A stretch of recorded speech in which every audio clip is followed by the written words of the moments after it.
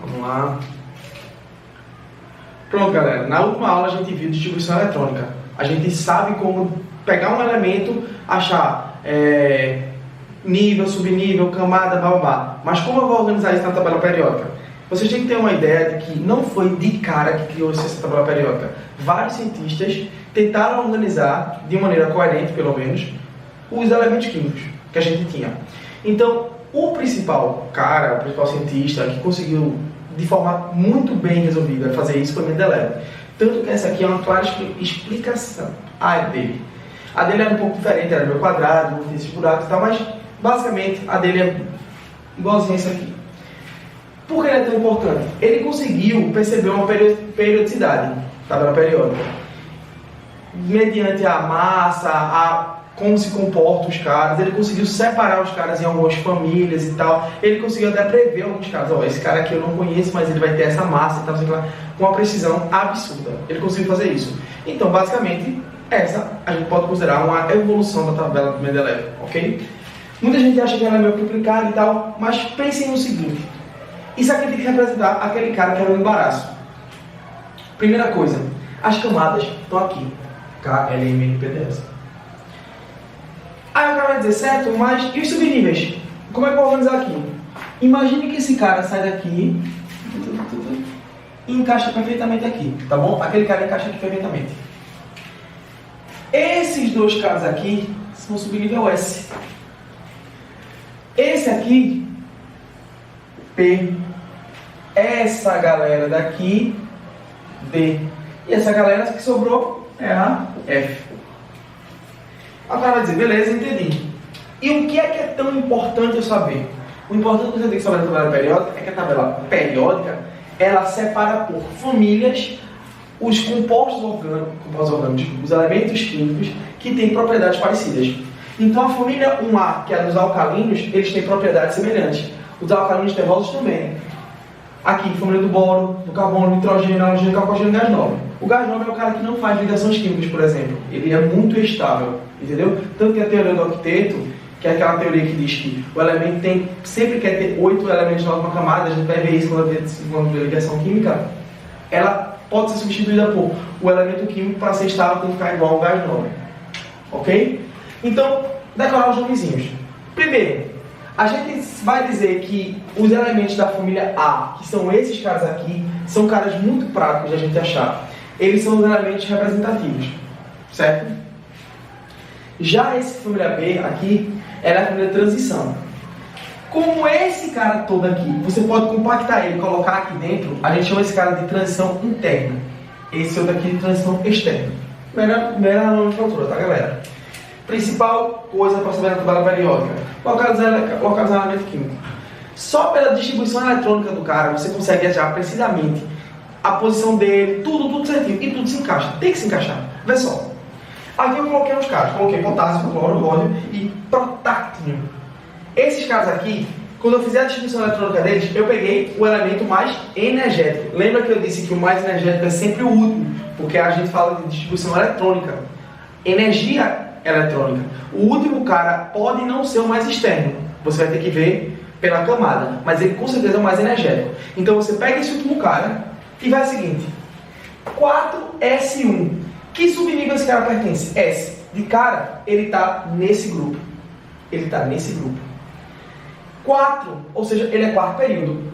1, 2, 3, 4. Ou ele é esse, ou ele é esse. 1, 2, 3, 4 aqui. Ou ele é esse, ou ele é esse. S1, S1, S2. Então, o meu potássio estaria aqui. Cá. Entenderam?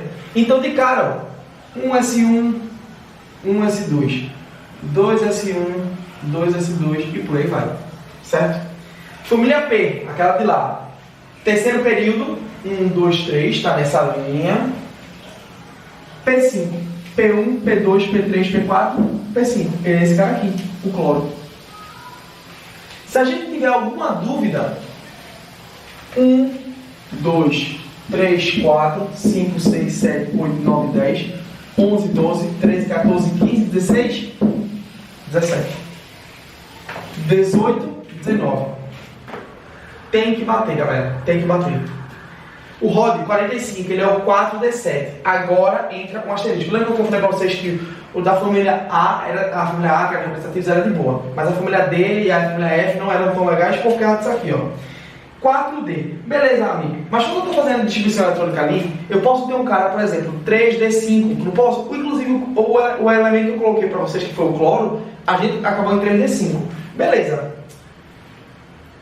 Foi isso mesmo. Então, foi 35? Foi? Acho que foi. Enfim, se fosse 35, acabaria em 3D5. Beleza. Onde eu vou aplicar esse cara aqui? Porque é o seguinte, se ele é família D, ele está aqui. Mas ele é 3. 1, 2, 3. Não tem ninguém no terceiro.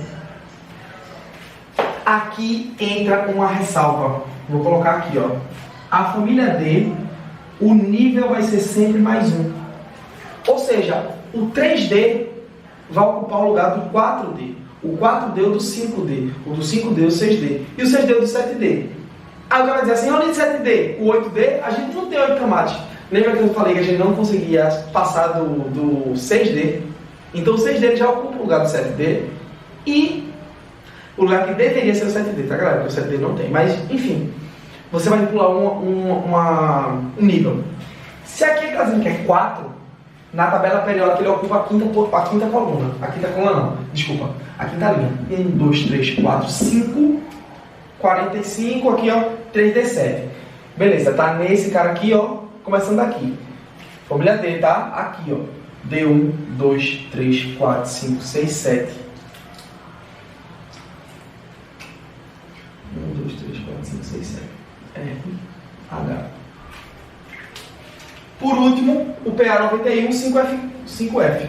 O F começa em quanto? Em 4, né? 1, 2, 3, 4. Não tem nem F. 5, também não tem nem F. 6. Então, na família F, você vai ter que somar mais 2. Se ele é 4F, ele ficaria na sexta camada. Como ele é 5, ficaria na sétima. 1, 2, 3, 4, 5, tá aqui, ó. Beleza? F3, 1, 2, 3. Ele é esse cara aqui. P, A. Ok? Tem que ter isso em mente, tá, galera? Tem que ter isso em mente, como fazer. Uma coisa que é interessante. O cloro, beleza, eu consegui fazer a distribuição dele e tal, mas o que é que a tabela periódica me mostra de novo? Me mostra de novo que ele é um família 7A e que ele é um halogênio. E depois, na distribuição eletrônica dá para saber isso. Mas quando eu sei a família dele, eu consigo achar o NOx dele muito fácil. E o NOx é muito importante para química, para eletroquímica e para ligação química, entendeu? Então, os assuntos estão bem relacionados, tá certo? Coisas interessantes para a gente saber da tabela periódica, propriedades periódicas. Propriedades periódicas, como já está dizendo, são propriedades que têm uma certa periodicidade. Eles fazem mais ou menos do mesmo jeito. Assim, mais ou menos eles obedecem àquela regra. Não quer dizer que, por exemplo, tem um elemento que foge à regra. Tem sempre exceções, tá, galera? Mas seria isso aqui. De cara, quem tiver com material teórico, não sei se vai estar corrigido. No material teórico não tem propriedades coligativas. Outra coisa, viajei. Propriedades periódicas, tá? Corrijam. Se você fez parte do material e já tiver ajeitado, beleza. Eletronegatividade e eletropositividade. Eletronegatividade é a tendência de você ficar negativo. A eletropositividade é a tendência de você ficar positivo. A eletronegatividade é a capacidade que você tem de puxar um elemento, por exemplo. A gente vai ver que tem umas coisas que são interessantes. Ele cresce nesse sentido da tabela periódica. A eletropositividade, para cá. O raio atômico ele obedece a mesma coisa da eletropositividade. Já a afinidade eletrônica, parecida com a eletropositividade. E a energia de ionização também. Isso é decoreba. Antigamente, quando tinha segunda fase, o SSA ele gosta muito de colocar, tipo, quem é mais eletropositivo. Aí o cara tinha que ter uma noção da tabela periódica, essas coisas. No Enem, particularmente, não cai muito isso. Ultimamente, os vestibulares do SSA também não costumam cair isso. Mas é sempre bom dar uma aprofundada nessa parte.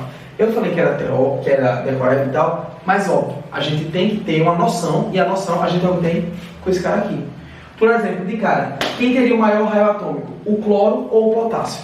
Se eu não soubesse, não teria como dizer da tabela periódica. Mas obedecendo a tabela periódica ali, o raio atômico cresce para cá. Então, de cara, o potássio ele já tem uma vantagem, porque ele está mais para cá. Além disso, cresce para baixo. O potássio é uma camada mais baixa. Então, o potássio, com certeza, é maior do que o cloro, em termos de raio atômico, beleza?